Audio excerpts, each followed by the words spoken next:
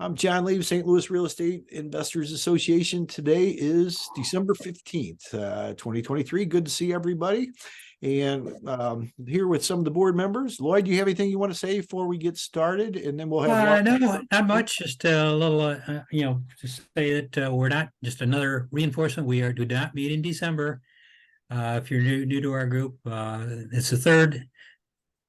Our main meeting is the third Tuesday of every month except December. So we're not going to be having a meeting next. Let's see, that would be next Tuesday. So getting too close to Christmas, people have a lot of other things on their mind and on their schedules. I know I do. So, but we will be starting up again. John's got a program lined up for the 16th of January. I got a CPA coming, so help us start planning our tax strategies for getting our tax returns, our 1040s all prepared for 2023 and get those turned in. That's on my mind in January. And I usually try to get all my stuff together as soon as all my 1099s come in January and the end of January and get those going. So it'll be some good program for January. But anyway, yeah, before we open it up, I see Laura's here. You have your disclaimer for us, Laura? Here we go. Good morning and welcome, everyone. First, I'd like to do a bit of housekeeping. Feel free to unmute yourself when it's your turn to speak. Please be mindful of everyone else by muting yourself while others are speaking. You're welcome to put any contact information that you want to share into the chat. We meet here to share deals, look for deals and solutions we have in need with our real estate. We are not your financial advisors, attorneys, or accountants. We do not endorse or recommend any specific solutions or contractors here. You're advised to do your own due diligence to your own satisfaction before you invest. The first Friday of each month is Ask the Attorney with Ms. Catherine Davis. Our meetings are typically recorded, so only share what you want others to know. Thank you, Laura. Yeah, thank you, Laura. Does anybody have anything they want to start off with? Yeah. See a lot of smiling faces out there. Good to see everybody. Everybody ready for the holidays and ready for the year end. And Lloyd mentioned we do have a CPA coming in January. I talked with her this morning. This ought to be really good because they cater to investors in particular, real estate investors in particular. And so this ought to be very informative, and she's going to customize her talk just for our group. So we kind of went over the demographics of who we are and what they do, and this ought to be very, very good. So she's putting together just a special presentation. She's going to have one of her colleagues with her also to answer all our questions. So get all your stuff together for your taxes coming up here. So this next year, I have all your questions ready. Yeah, that's a great time. That's the 16th. I usually save up a lot of questions. I don't want to bug my my CPA with Lloyd. If you're talking, can you hear? Oh, Lloyd, if you're talking, I can't hear you. Oh, okay. There you are. Or maybe it was me. Oh, sorry. Yeah, I usually have a lot of questions I save up. I don't want to bug my CPA every couple of weeks when I think of a question. Right, I write them down, and when we have a CPA, I get they're usually very good about answering those things. And if there's something that needs to be clarified with my particular tax returns, then I'll get those back to my CPA. So it's a good way of getting a lot of questions out of the way without bugging your own CPA. So very good. Anyway, before anybody else has anything, we'll get things kicked off. I see we got Stacy Lowe here from Soto Property Solutions. They're one of our supporting vendors, so usually give her an opportunity to tell us about their services and what they can do for our real estate investors. Stacy? Yes, thank you. Hey everyone, Stacy Lowe. I am a licensed realtor in St. Louis area. I work for Soto Property Solutions. We are a full service brokerage. However, our specialty is in property management. We have an office in St. Louis and an office in Cape Girardeau. So we manage properties all over the St. Louis area and also all over the SEMO area. So we do everything for your investment properties. We find the tenants, we market, we screen the tenants, we hold the security deposits, we handle and oversee all the maintenance. We have maintenance technicians that work directly for us. So we save you some money there when it comes to repairs. So we do it all for you. You sit back, relax. The only time you hear from us is when you are getting your direct deposit and statement monthly, or if there's a large issue that arises. Otherwise, we handle it all for you. So give me a call if you are interested in hearing more about property management. My office number is 636-305-3380. I am extension 311. I'm going to put all this in the chat as well. And then my email is Stacy, STACY at Soto, SOTOPS.com. Thank you. Hey, thank you, Stacy. And our contact information is also on our website, STLREIA.com, along with our other supporting vendors.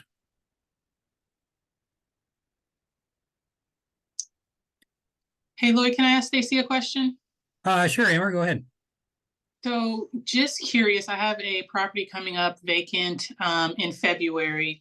Looking at obviously 12 months in the year, I tend to first quarter not get as many good applicants, if you will, because it's cold, they don't want to move. So what if I had to hold my property for a while to make sure I get the best tenant in there? What month is like the sweet spot? Ooh, I think really any time in spring or summer, that's when, you know, students are moving and that's when most people are moving or looking for a place. I would say, you know, it's kind of different every year, but I would think springtime is our busiest season with move-in and move-outs. Okay. And then I'm also considering for this specific property to get professional photos taken. Just curious, do you think those help or not? I think they help more for sales. If you're doing a sale and like getting it staged in professional photos. For rentals, I don't think it's a big deal. I think what would really help is doing either 360 photos or a walkthrough video so they can see the floor plan. That's going to help weed out people that see the floor plan and don't want it. So that way you're not wasting your time showing people the property and then them saying, oh, I don't really like the floor plan. So I think the videos or the 360 photos help more than anything. Thanks. Yep. Which, by the way, we do both. So see, yeah, good. And I have noticed some places, especially like the apartment complexes, they usually put some floor plan, a layout, a visual, two-dimensional sketch, and sometimes it's even the 3D overview of the floor plans. So I'm sure that probably helps them because their big complexes only have a couple of different floor plans, so they put those on their website. But I am in the past, yeah, I've had problems, renting in the winter too. But I don't know. It's been several years ago now. But I think I related a story. I had one of my biggest open houses. I had a rental house that was just finished, freshly renovated it. I just purchased it and freshly renovated it, and I bought it at Thanksgiving. Had it all finished up by Christmas time, and I put it on the first weekend. I had an open house the first weekend after New Year's, and it was a cold, rainy Sunday, and I had 9 different families come through.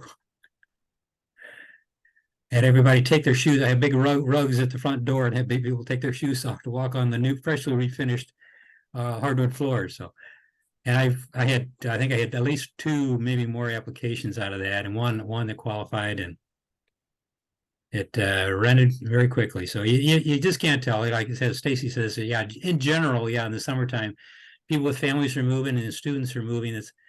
There's more people around, but there's probably going to be more properties available in the spring too for them to look at. So, and that may be part of it there, because in January there was probably fewer and new rental houses coming on the market right then. So I had everybody that was potentially looking for something out there that day. So I don't think it would hurt to go ahead and put it on the market. Or how many bedrooms is the unit? It's a 2-bedroom. It is on the market right now, and I am getting inquiries. But I just know from the last time I had to basically lower the price, not too much, maybe I think I lowered it 100. But now I'm back to that same asking price for rental, just because it's slow. So you don't want to go vacant for too long, but I do want to make sure I get the right person in there that will stay for longer than either a year or maybe a 2-year lease. So. Oh yeah. Okay. Yeah. Well, I always had what you mean. I usually price mine well below what the Zillow rent estimate is. Usually $100 in my houses, larger houses. I mean, usually at least $100 below what Zillow says it should be. So, and that always gets. I'm sure that's attracts more attention too. Gets more interest. Do you know how Zillow compares with Rentometer, Lloyd, by any chance? Because I know we used to use that, but I haven't done it in years. I think they're similar. They may be a lither higher. I see Stacy shaking her head. Yeah, They're similar. Probably not too much different. Zillow might be a little higher, but yeah, I've looked at both of them in the past. But I usually, since I advertise mine on Zillow, that's always over there, easy to look at when I'm putting it up. Yeah, okay. Zillow and Rentometer are usually, they're pretty close. What we do is do Rentometer, Zillow, and then we'll sometimes get on Facebook Marketplace and see what their rentals are going for and kind of just take a average of all of them. And then sometimes the MLS too, depending on if they're high end or not. Amber, I was going to tell you, you could do like a 16-month lease if you do find a tenant now to where it will end when they're moving out in the spring time. Yeah, that's another good thing. I've done that too. To try having all my leases come due in May through August or time frame. So that's another good idea. Thank you, Stacy. Oh, anybody else have anything for us real estate related? You have something to sell? You're looking at buying a particular area? Might have somebody that's got something or thinking about letting one of their rentals go, or a wholesaler that might have something or be able to locate something for you. Or even that we do a lot of contractor referrals. If you got a job you can't find a good contractor for, sometimes it's hard to get contractors interested in doing a small job or a big one. So Lloyd, you mentioned that you have the properties $100 under market value. We usually try to go $100 over to weed out some of the people that maybe wouldn't take care of the places as well. So we maybe don't get as much interest, but hopefully we're getting decent renters and stuff too. That's another strategy. Yeah.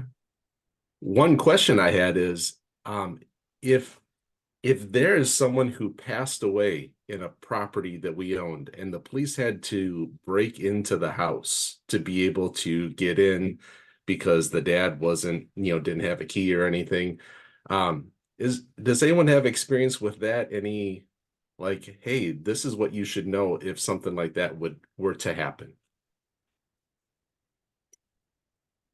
I personally haven't. Not something I would look forward to, but I'm sure it happens. Yeah, I would have had people pass away that. Are you asking whether you have to inform the potential new tenants that somebody died in there? Is that what you're asking? That's one thing. If I'm guessing that I would take that out of the security deposit to to repair the house, the door that got broken into. I don't know it's not come up in conversations before. So I just thought if anyone had experience, I would love to hear it. Are you talking about cleanup, Heath? Um, Is that what you're talking no, about? the family is working on cleaning up. And actually we have a tenant that was interested in moving in. It was the day she was moving out that it all happened. I mean, so it was pretty crazy. But we had a new tenant that was interested in coming, and I even said, you know, the neighbors are going to know different things. I would rather let her know up front too. And she's like, I'm fine. It doesn't bother me. So cleanup might be an issue, but it's nothing that we haven't dealt with before. But just there's a lot of knowledge and experience within the group. So I thought I'd see what people would say. That would be a good question for Kathy next time she's on. Well, Yeah, I the think cleanup Kathy is something. If Yeah. you need to have hazard, like I've seen suicides and things like that where it was kind of messy, and they had somebody was laying there for several days and a little, you know, or actually weeks and decomposed. Then you have to have a hazardous, company come in and do like a hazardous cleanup, or I forgot how they exactly put it. That's something to keep in mind. But as far as, you know, I've lived in an apartment where a guy blew his head off with a shotgun, and it was cleaned up pretty good, but except the one door in the closet, it would bleed through where the blood was every once in a while. It had to be repainted. So there's some stuff that goes along with that.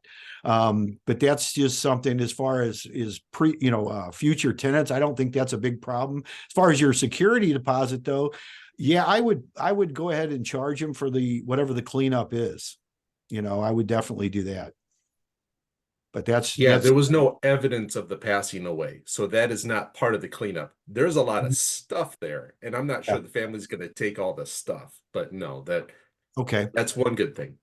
Mhm. Okay. Yeah, as long as it's not real messy, there's not a lot to worry about. Yeah, the cleanup, that's another story as far as their stuff. What you might do is like I know Chris, what he's done in the past is he'll put once this family takes all their stuff, he'll put a ad up like on out there, even whether it's on Facebook or Marketplace or something like that, free stuff, and that people can have, and they'll come and almost clean out your place for nothing. I know Chris has done that many times. He'll be talking to our group in February, so that might be some good questions for him. Although February's a ways off, and you'll probably be done with it by then. We hope so. Yeah, I think Kathy has said in the past that if it was somebody who had died, you didn't have to tell the new tenants about it. Like John said, if it's cleanup because due to whatever activity, unfortunately dying of the previous person, then your security deposit would cover that, maybe more, but then I don't know, you could sue their estate. So again, asking Kathy, and these regulations vary from the city to the county to the municipality sometimes about what you can do with the stuff. In the past 30 years, we've gone through where you could take their stuff and set it out on the parkway. And then the city, then if it's still there a day or two later, the city would come and cite you for having trash in your yard. So then somebody got the bright idea of sticking a trailer type thing out on the not the sidewalk, but the street on the side where people park. And a lot of times that stuff would just disappear because people would come and steal it. And that was one way of doing it. Then there was other people who would take and just throw it in the trash can. And then the people who had left it there would come back later and claim you stole their stuff or their 10,000 diamond ring that was left in the apartment, even though they were supposed to be out and hadn't paid rent and stuff like that. So there was also some inflection with that about the law of abandonment. If they leave and don't pay their rent and they're obviously gone and they leave all that stuff there, I think there was a statement that you can just get rid of it, whatever. But to be up to date on all the regulations, I think you should ask Kathy, and she may not know everything, considering, like I said, different municipalities have different regulations about it. Right. I agree with Bruce. And there's also so many questions about like whether you have to inventory the stuff or not. It depends on the state. It depends on the city.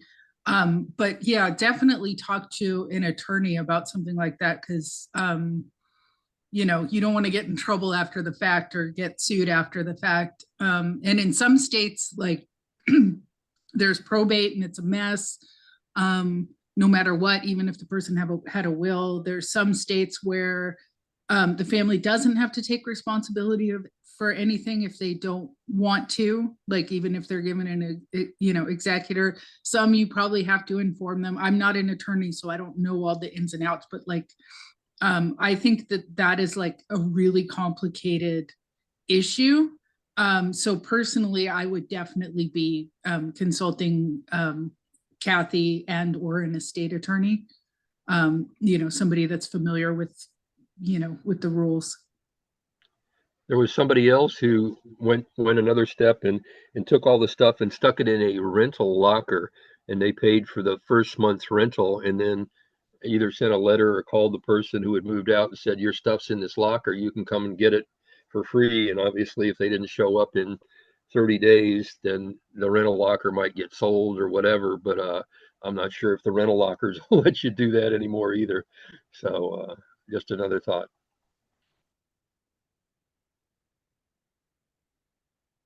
Yeah. Yeah, it might be a good idea to have the parents, the family is coming to take all the stuff that they want. And I would hope, yeah, that maybe just signing off, like none of the things that we're leaving are things that we're wanting anymore. But I mean, hopefully there's nothing there. It'd be nice if it was just cleaned out and we don't have to do a lot of cleanup. It would be nice. Yeah, I was going to say that too. If you have some parents of the tenant that are cleaning out, if you could do the walkthrough, if you have a walkthrough sheet like you do with I got with my tenants, verifying the condition of the apartment and then or the house, and then have them sign off that that everything is removed that they want. In fact, I've had but Lloyd, from a probate perspective, I mean, who's to say that they're entitled? Because I didn't necessarily hear who passed away, but who's to say that they're entitled to whoever stuff is left? So cousin so-and-so says, no, that's mine, and I was supposed to have that. I truly think, like Renee said, talk to a lawyer, make sure before they take things out of the house, they're supposed to be their property.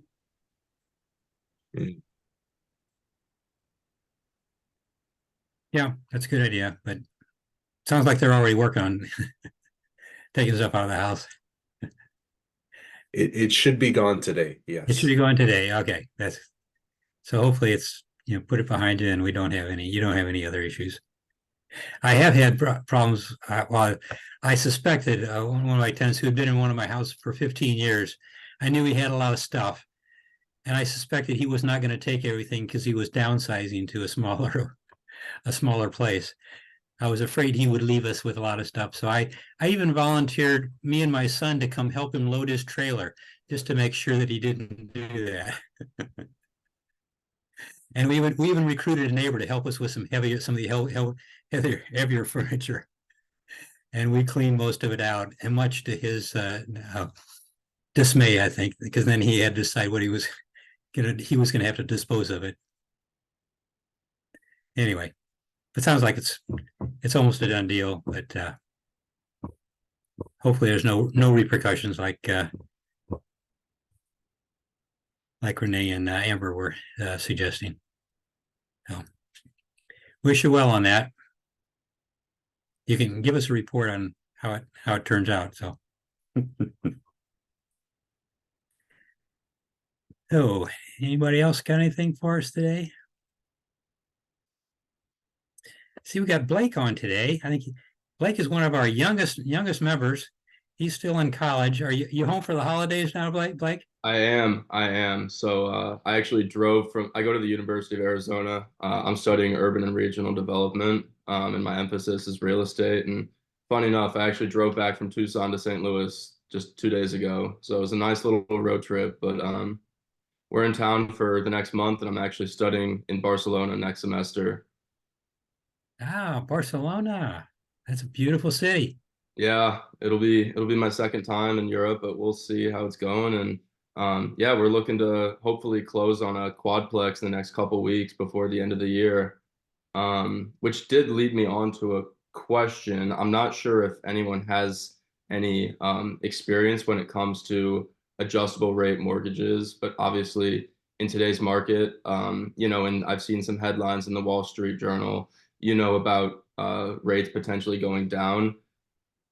I think I might be able to close on a property with this interest rate that I'm given, but I just wanted to open the floor up to anyone who has participated in an adjustable rate mortgage, because obviously it's pretty out of your control. And I just want to make sure that I'm not going to make a decision in 5, 7, 9 years from now, that I may regret. So I'm not sure if anyone has any experience, but I'd love to hear your 2 cents on that. Hey, Blake, can I ask, is there a reason, and I'm assuming this is your first property, that you chose this sort of loan versus an FHA? So I won't be living there. I obviously live in Tucson, Arizona. So the reason for an FHA would be, I guess, disqualifying myself just because I don't live in St. Louis full time. And as far as a 30-year fixed, obviously being 21 years old, I don't have the greatest, interest rates just from institutional lending. So what they gave me, I want to say is 8.1. And then with an adjustable rate, I got down to 7.8.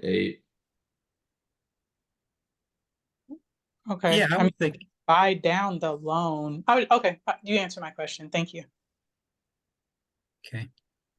Yeah, I would think in the current environment, we're hoping that, and some folks are saying that the interest rates are going to be going down. I think it might be good to try an adjustable. I know I've had one adjustable. Well, all of my current commercial ones are adjustable with New Frontier Bank, but I had one of my other rental houses that I had years ago, 30 years. I decided to I opted for an adjustable because it was the least expensive at the time. And as it turned out, because that was back when rates were probably 8 to 10 or maybe 12% at the time. And it was a good decision on my part because it was the cheapest loan at the time. And the rate did nothing but go down ever since. In fact, I've still got it. I got a few more months to pay off on it here, but and it had. I will take that back. This last year, it did start creeping back up again with interest rates going up. But this has been the first time in many years since it's gone up. So it taking the adjustable. That particular adjustable loan saved me a lot over the years. That's a great point, Lloyd. I know we've had a lot of them. We still do. Adjustable, they've always outperformed the fixed rates, though. And I don't know that you can get too many loans for commercial properties, which in this case is an investment property, that aren't adjustable. I mean, that's one of the problems that the big people are having right now. The people that own some of the big syndicates where they have hundreds and thousands of units, they're having to actually buy their loans down to afford the payments because the rates have creeped up. The ones that we have gone up a little, but they're still not as bad as the fixed rates, or not as high, I should say. They're not really bad. They're just different. But you have to kind of take that into consideration.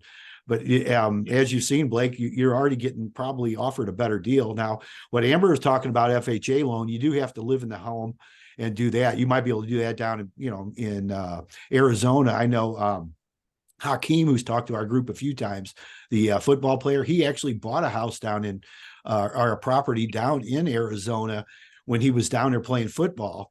And I believe, you might have to correct me, but I believe he did get an FHA loan down there and then ended up making a lot of money on it, turned it into an income producing property. And since then he sold it. He was at our group last year. Was it last year? Maybe it was a little bit, year and a half ago. It was the last time he was here. I think it was last year sometime, but he's very familiar with that kind of financing. But the adjustable rates, I don't know if you have a lot of choice. Carrie's not here today, or she could probably talk on that. I know Lloyd, that's he knows Carrie a lot better than I do, but does that sound about right, Lloyd, with the adjustable for commercial only? Oh yeah, that's right. I've got 2 commercial loans, real estate loans with New Frontier right now, and they started out at 3-year adjustables, and then they went to a 5-year, and this last time when they both adjusted, they've got them in sync now because one went to 5-year before. I guess they did that on purpose, so they all come up in the same year, but they went up, yeah, unfortunately they went from 5.9%. They went up to 8.5% now. But balance Both on of them those are based on an index. Like Yeah. I know ours adjust every January, but it's like Okay. prime plus 0.25% or something like that. I don't remember exactly, and I think they are all different depending on when I took them out. But it's usually based on some type of index. So Yeah, that's in fact, something yeah, important to know. the other one I listed, that I took out almost 30 years ago was it adjusted, I think it was every 6 months or quarterly. Had the option to do that. So that's probably in the current market, that's probably a better kind of an option to get rather than waiting 3 to 5 years. But that's what just the way New Frontier handles their commercial real estate loans. And my thought was, if it were to be in, for example, 5 years from now, if the loan were to be a 5-to-1, for example, in 5 years from now, if the rates are sky high, then you just sell, right? Yeah, you have the option to sell, As your fallback. or hopefully your rents are going up enough in those 5 years that it can still be a positive cash flow and just continue on.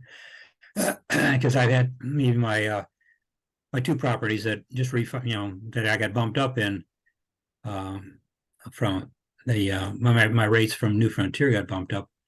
I got one of them. I've already raised the rent because the lease ran out last year, but the other one is coming due in March. So I've already got a new lease.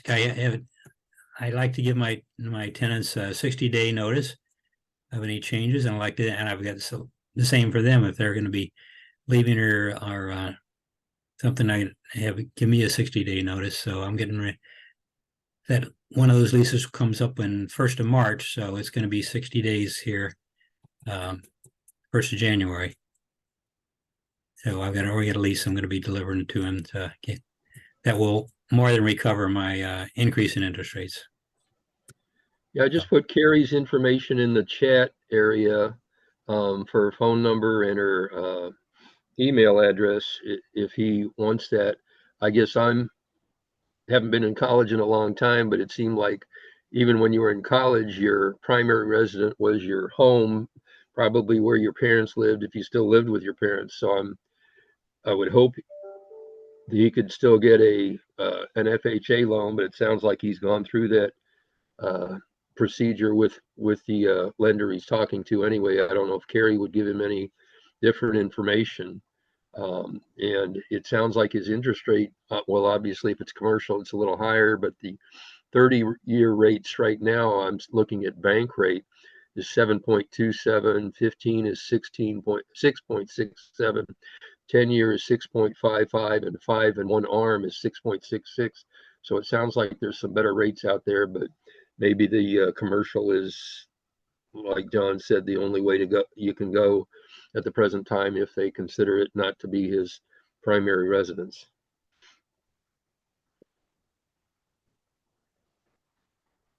Yeah, there's a lot of options when it comes to loans. I see Ann is also mentioning DSCR loan, which is based on rental income.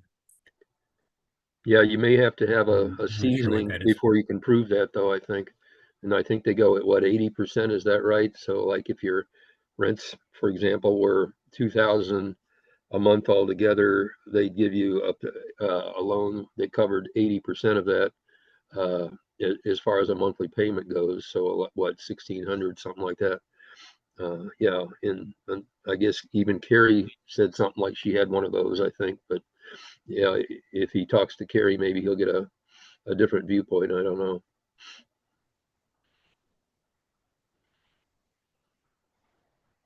Yeah, yeah, yeah, and hopefully the interest rates are going down. Yeah, I've been hearing they're not going to be going up. They should be steady for a while. So, Thank you, everyone. I appreciate the insights. okay. Hopefully it was helpful. And there's some other notes in the chat there too, for you to look at.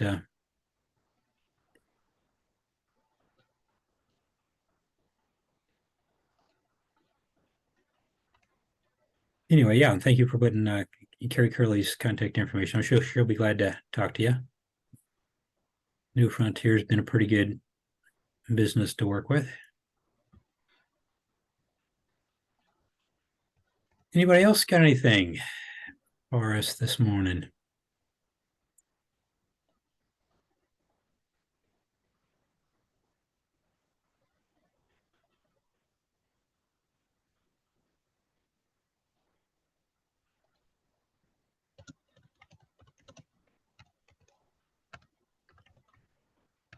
Not too much, huh? Okay. Well, was hoping glad we got yeah. Hopefully got a few things resolved here. I gave Heath some advice on his rental situation. Sounds like it's about to be resolved. Hopefully there's no other repercussions that once the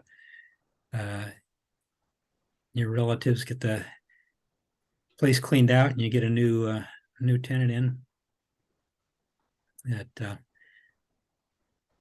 maybe we get Blake some good information for his loan. Hopefully we didn't confuse you anymore, Blake. Anyway, gave you some more options to look at. That yeah, definitely. I think at this point, looking at a adjustable rate might be good. And if rates, and if you know, you can always, even if you don't get an adjustable, you can always, if rates really make a drastic drop, and that's when people start refinancing, and you can always jump out of that. I've done that in the past too. I remember when my wife and I bought our first house in 1982. Interest rates were 18.75%. You think rates are high now? 18.75% when we bought our house. And when after about 2 years, they had, I don't forget how many, within the first couple of years anyway, it would drop down to 15.75%. We refinanced. It was worth our while to refinance. And we had that one. I think we kept that one until we sold it. I'm not sure if we did another refinance after that, but anyway. So there's a lot of options with the if the year rate turns out not to be so great. You got the option to refinance it in the future. As long as you made a good buy to start with, you got the equity there to and that's kind of the key. You make your money when you buy real estate. You know you may only see it when you sell, but you make it when you buy. So you got more options when if you can buy it right today. Okay, well, John, you got anything else? We're gonna wrap it up today. No, I don't really have anything. Okay. Okay, well, thank you all for coming, and I guess we'll be here again next week. Up to you, John, right? We will. You said you're gonna be here every Friday. So. Every Friday, yeah, unless I'm doing something else or like traveling, then you'll know because you'll be here. Yeah. So We'll we haven't missed one yet.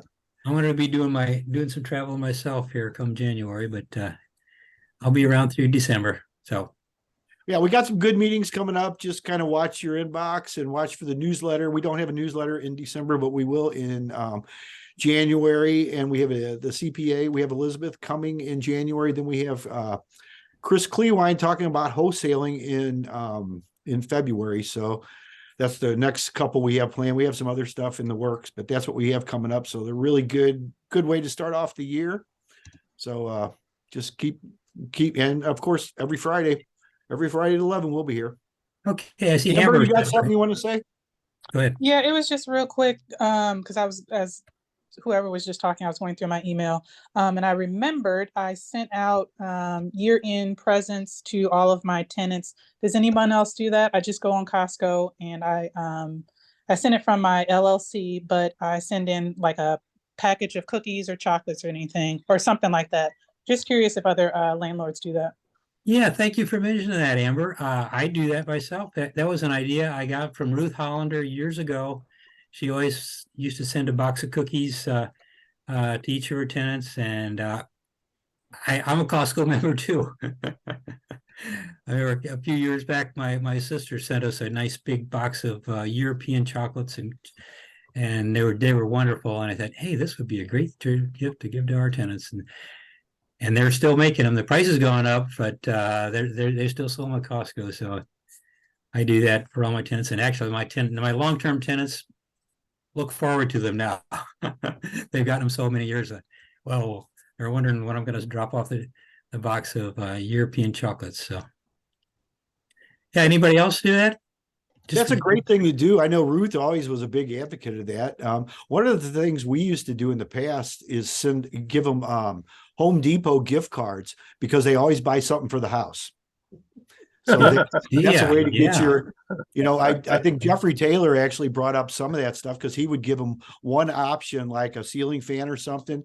And then one of the things we did, we give them a $25 or $50, depending on the tenant, $25 or $50 gift certificate, but we'd always do it at Home Depot. And they almost always buy something nice for the house. So I don't know, the cookies are nicer and that's probably a nice warmer present, but I guess I was a little selfish when we kind of did that, but it works well either way. So yeah, that is a good great idea thing to do. too. I'd forgotten about that. So yeah. And a book on how to fix things up at the house, right? Yeah, home study course. And how tools, to yes. do everything at home maintenance. Yeah, book. home maintenance, yes. Exactly. That's a good idea. Maybe we could put something together for Put that and then put a Home Depot gift card in with the book. So yes. yeah, Right. good combination present. Yep. Furnace Okay. filters for the year or something like that. Yep. Yeah. Good All kinds of idea. good ideas. Okay. Well, thank you for bringing it up, Amber. So thank you all for coming. Hope to see you all next week then. Take care. Thanks, everybody. See y'all later. Bye. Thanks. Bye-bye.